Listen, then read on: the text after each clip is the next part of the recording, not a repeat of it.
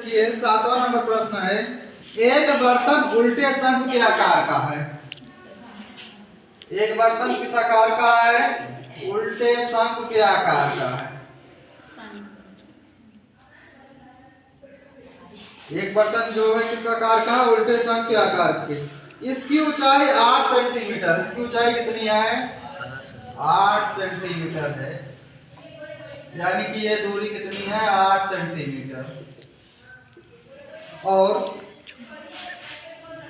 इसके ऊपरी सिरा जो खुला हुआ है, जिसकी त्रिज्या 5 सेंटीमीटर, यानी कि ये त्रिज्या कितनी है? 5 सेंटीमीटर। यह ऊपर तक पानी से भरा हुआ है। जब इस बर्तन में शीशे की कुछ गोलियां, जिनके प्रत्येक की त्रिज्या 0.5 सेंटीमीटर वाला एक गोला डाली जाती है, तो इससे भरे हुए पानी का 1/4 भाग बाहर निकल जाता है। बर्तन में डाली गई शीशे की गोलियों की संख्या ज्ञात कीजिए।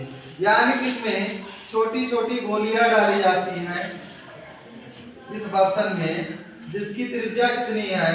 जिसकी त्रिज्या है 0.5 सेंटीमीटर। ठीक है, तो यहाँ लिखेंगे शंख की ऊंचाई, शंख की ऊंचाई h बराबर 8 सेंटीमीटर।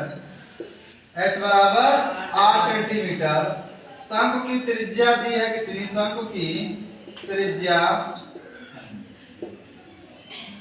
r बराबर कितना दिया है? 5 सेंटीमीटर। अब गोली की त्रिज्या दी है कितनी? गोली की त्रिज्या यहाँ r1 ले लेंगे, कितना दिया? 0.5 सेंटीमीटर।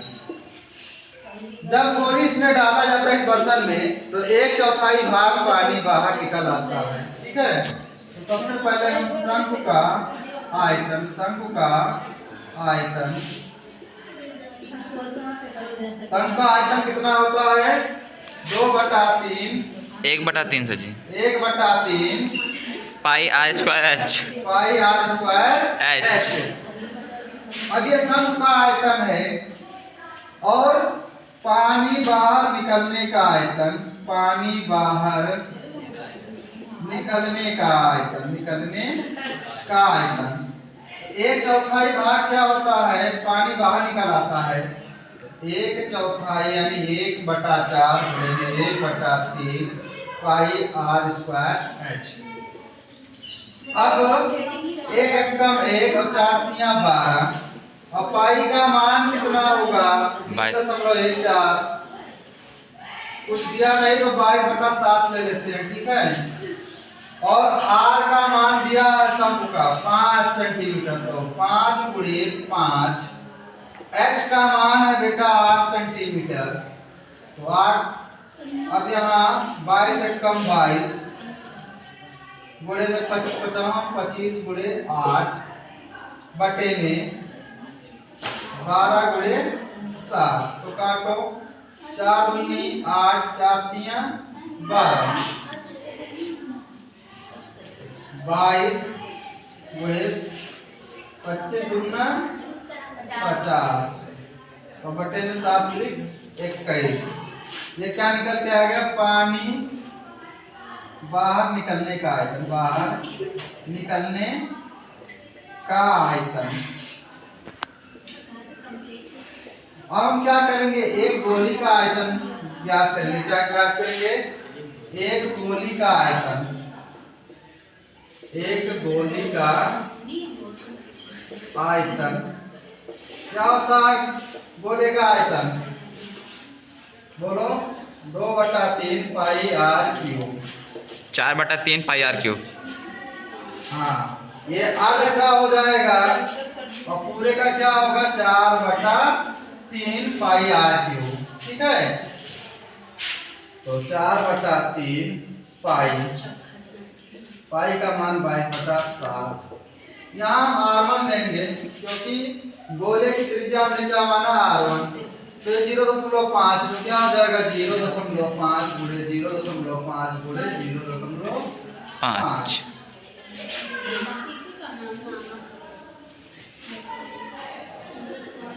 अब 22 चौका 88, कितना हो जाएगा? 22 चौका 88, और 7 तारीख 21, 55 25 पंचे 125 125।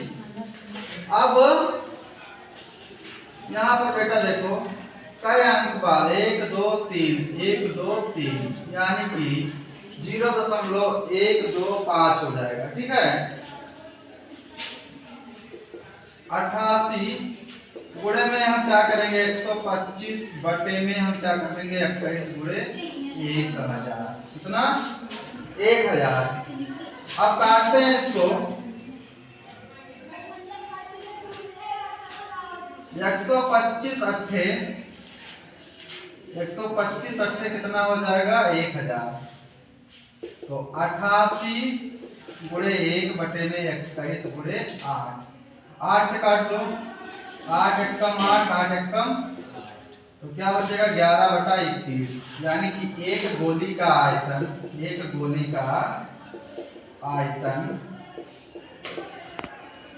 बराबर कितना हो जाएगा 11/21। ठीक है, हमें निकालना क्या है गोली की संख्या निकालनी है। गोली की संख्या तो गोली की संख्या निकालने के लिए पानी बाहर निकलने का आयतन बटा एक गोली का आयतन। पानी बाहर निकलने का आयतन